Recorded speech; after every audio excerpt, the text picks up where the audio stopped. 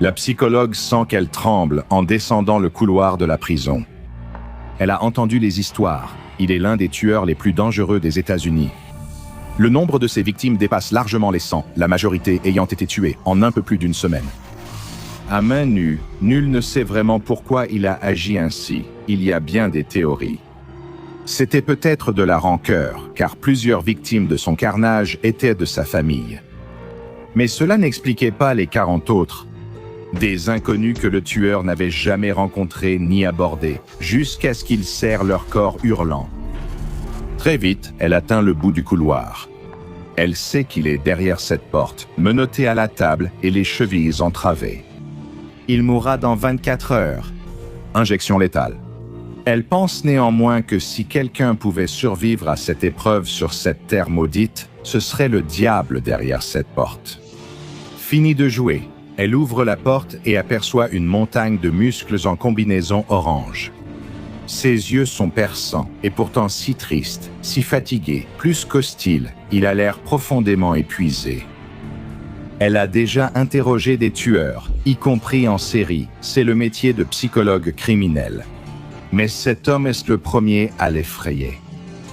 Pourtant, elle se ressaisit et s'assoit face à lui, tentant de cacher sa peur de son instinct de prédateur. En plus de 10 ans de prison, cet homme n'a presque jamais parlé, sauf quand c'était indispensable. Il n'a jamais voulu attirer l'attention ni se montrer plus sympathique ou effrayant pour la presse. Il n'a jamais partagé la moindre chose qui se passe dans cet esprit étrange et brisé, mais cela ne voulait pas dire qu'il s'était bien comporté. Il avait tué plus de co-détenus que tout autre prisonnier de l'histoire américaine, causant une émeute avec 50 morts principalement par lui-même. Ce n'était jamais aussi logique que les querelles d'hommes en prison ou la violence des gangs pour l'argent et le pouvoir. Ces attaques survenaient toujours la nuit. Après des jours de silence, il brisait les barreaux de sa cellule comme King Kong et détruisait tout sur son passage, laissant un carnage. Un véritable monstre. À ce stade, le psychologue pense qu'il a passé 6 ans à l'isolement, sans se plaindre, enfermé derrière des portes et des murs spécialement renforcés, du genre qu'il faudrait de l'artillerie lourde pour défoncer. Il n'a pas prononcé un mot pendant tout ce temps, à part quelques rares accès de délire et de divagation nocturne. Pourquoi, alors que l'injection est si proche, choisit-il de tout endurer maintenant? Une crise de conscience de dernière minute? Le psychologue ne comprend pas cela. Elle est là pour faire son travail, alors elle sourit et allume son magnétophone, prête à écouter.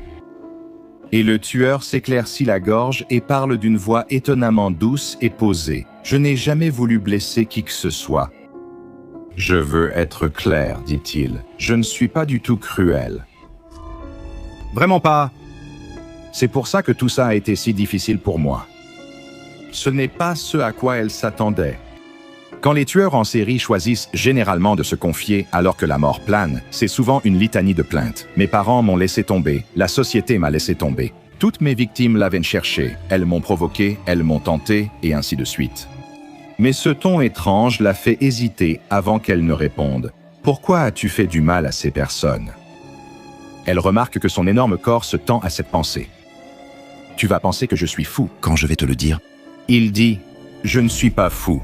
Elle hoche la tête, tentant de le calmer. « Tu ne vas probablement rien me dire que je n'ai pas déjà entendu, » répond-elle. Le tueur esquisse un sourire triste et pousse un soupir. « Je n'en serais pas si sûr. » Tu vois, tout a débuté avec un cheval. Il y a des années. Le tueur avait été un homme ordinaire. Il avait une femme, aimait les enfants et trouvait son travail épanouissant. Il avait une maison avec un prêt abordable et une Audi de 10 000 km. Il menait, à tout point de vue, exactement le genre de vie idyllique avec la clôture blanche que toutes les sitcoms et les magazines de mode avaient vendu à sa génération. Parfois, il avait l'impression d'être l'une des rares personnes à ne pas vivre sa vie rongée par l'anxiété. Les choses allaient vraiment très bien, à part un petit détail amusant. Il était toujours somnambule, mais cela n'avait jamais posé problème. Parfois, il se retrouvait dans le salon ou la cuisine sans se souvenir y être allé la nuit. C'était une petite bizarrerie amusante, une histoire drôle à raconter à ses clients lors des ventes quand il avait besoin de briser la glace, un détail intéressant pour se rendre plus humain. Jamais il n'aurait pensé que cela causerait la mort de quelqu'un jusqu'à voir ce cheval.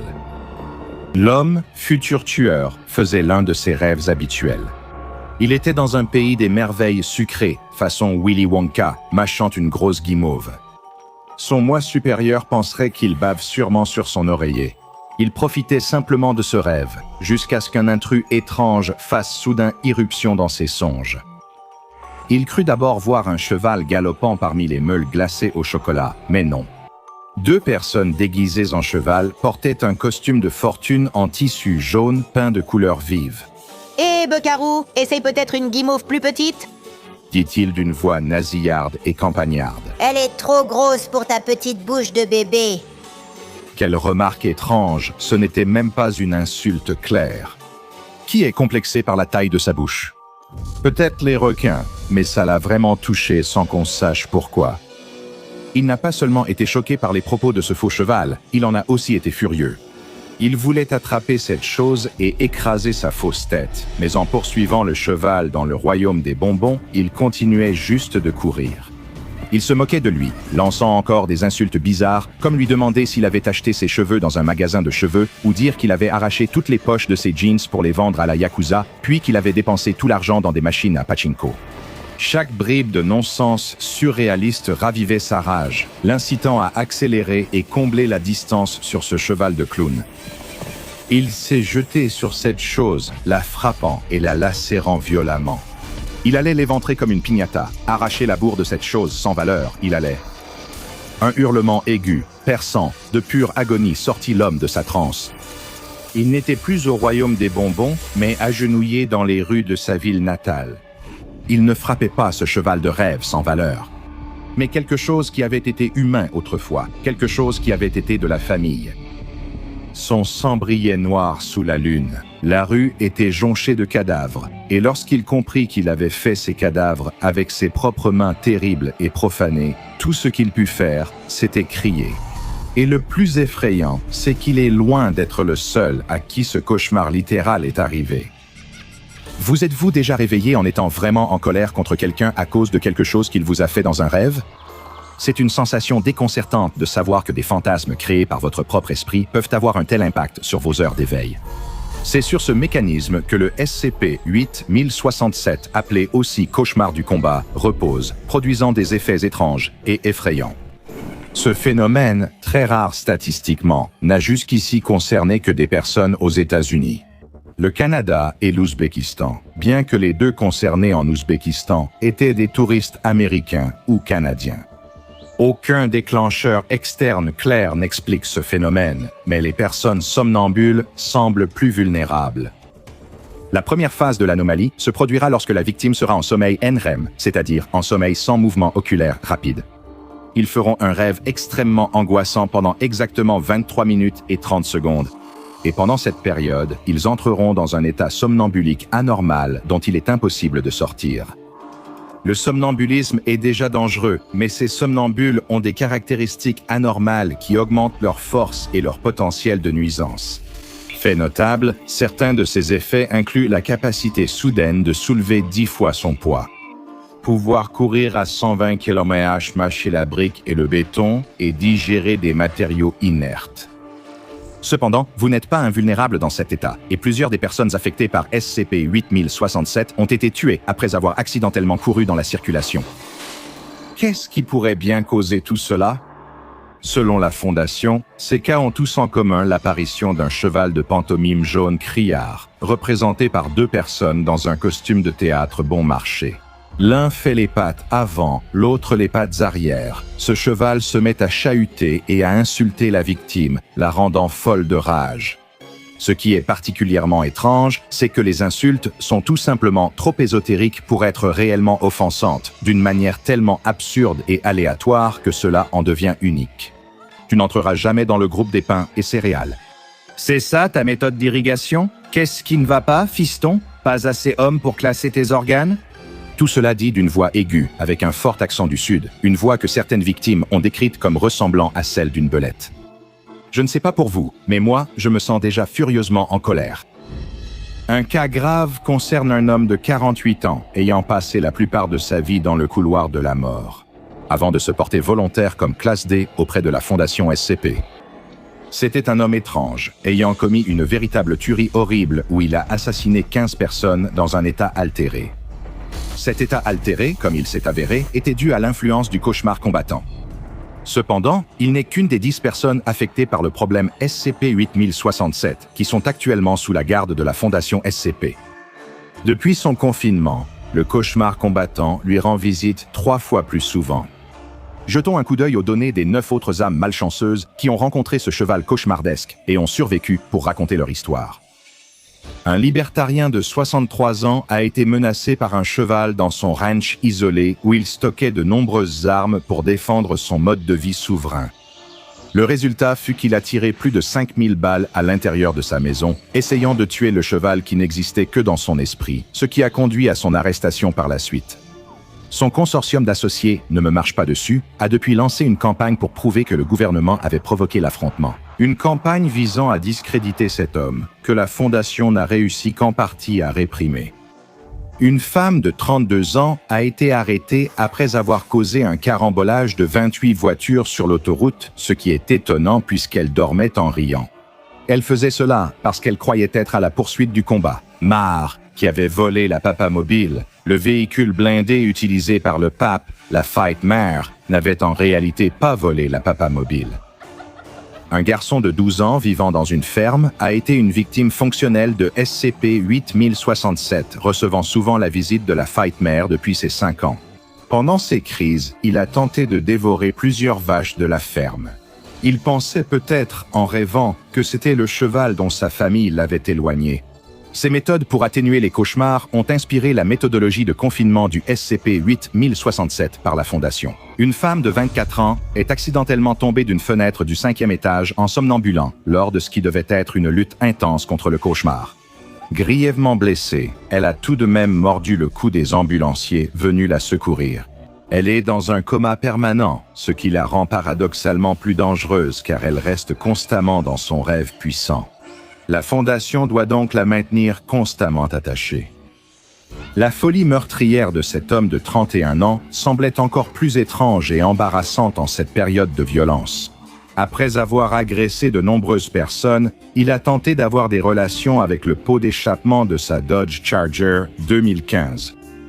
Utilisez votre imagination. Tout ce que nous pouvons dire, c'est cela. Lors du premier débriefing avec la Fondation, il a dit « Je n'ai aucun moyen de le prouver, mais je promets que je n'ai rien fait. La femme du cheval ne me l'a pas explicitement demandé. Je dis rarement cela, mais je souhaiterais plus de censure sur ce dossier. » Une conductrice de 40 ans du Wisconsin a conduit son camion dans une aire de repos après s'être endormie au volant. Elle a dit qu'en agissant ainsi, malgré la destruction de l'aire de repos, elle avait tué la jument de combat. Tuer la jument de combat n'a pas empêché sa présence dans ses rêves ultérieurs. Il semble donc impossible de vaincre cet être définitivement, comme c'est réjouissant. Un marin de 30 ans de la marine américaine, à bord d'un grand navire de combat, s'est endormi en mer et a utilisé les armes pour, selon lui, tirer sur la jument de combat. Cependant, ces armes ont tiré sur un navire chinois, risquant de provoquer un incident international et une guerre mondiale. La Fondation est intervenue et a évité l'escalade. Lors du débriefing avec la Fondation, il a affirmé « Rêve ou non, je sais ce que je visais. Ce cheval est un vrai terroriste. Je suis au moins en partie enclin à être d'accord avec ce pauvre gars à ce stade. » Un homme de 19 ans est un cas unique. Après sa première expérience avec le SCP-8067, il a perdu le contrôle, détruisant son immeuble, ce qui a entraîné sa sécurisation et son confinement par la Fondation SCP. Lors de sa prochaine expérience avec le SCP-8067 en confinement à la Fondation, un événement étrange s'est produit. Il a insulté le combat, Marebach. Il a exprimé toute l'amertume attendue d'un jeune de 19 ans désabusé, avec une langue acérée. Après une décennie passée à insulter dans les salons de Call of Duty, ces insultes brutales, capables de faire rougir une grand-mère, ont fait pleurer la jument de combat si fort qu'elle a explosé. Depuis, elle n'est plus réapparue dans ses rêves. Un luxe que ne partage pas la femme qui l'a écrasée avec un semi-remorque.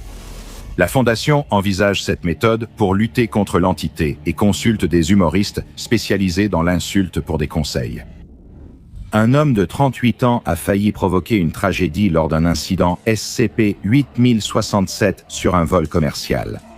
D'autres passagers ont réussi à le maîtriser avant d'atterrir en sécurité à Newark, New Jersey, mais les dégâts étaient déjà causés. Beaucoup de passagers n'ont jamais quitté l'avion, tués à main nue lors de la bagarre. Ce sont les dernières victimes de Marr depuis sa détention par la Fondation. Il a tenté de rester éveillé pour éviter un nouvel incident. Ironiquement, cela le fait vite sombrer dans la folie. Un cheval de pantomime qui vous insulte dans vos rêves est totalement absurde, mais le résultat reste digne d'un vrai cauchemar. En raison de l'imprévisibilité et du danger du SCP-8067, il a reçu la classe de confinement Keter et, en tant que tel, possède des procédures de confinement étendues et complexes pour le SCP-8067-A.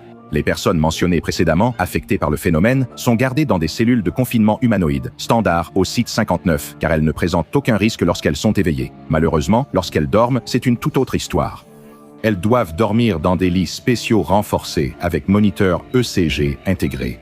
La Fondation enregistre leurs rêves au réveil, pour repérer toute intrusion de SCP-8067.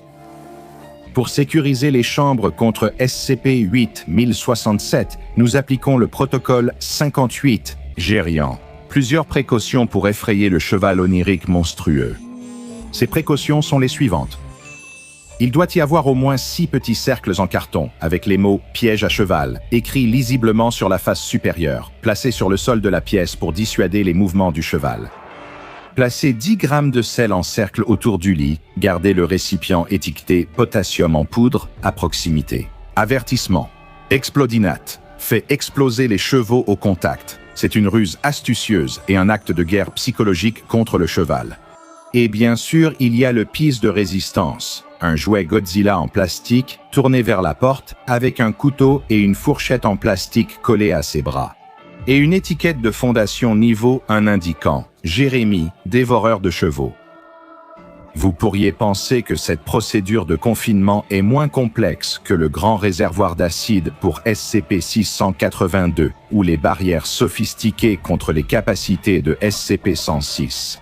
Mais sachez que ce que je viens d'expliquer est la 16e itération du protocole. 58. Gérien, SCP-8067. Il détecte toujours les tentatives d'isolement de la Fondation, obligeant à créer de nouvelles procédures de confinement.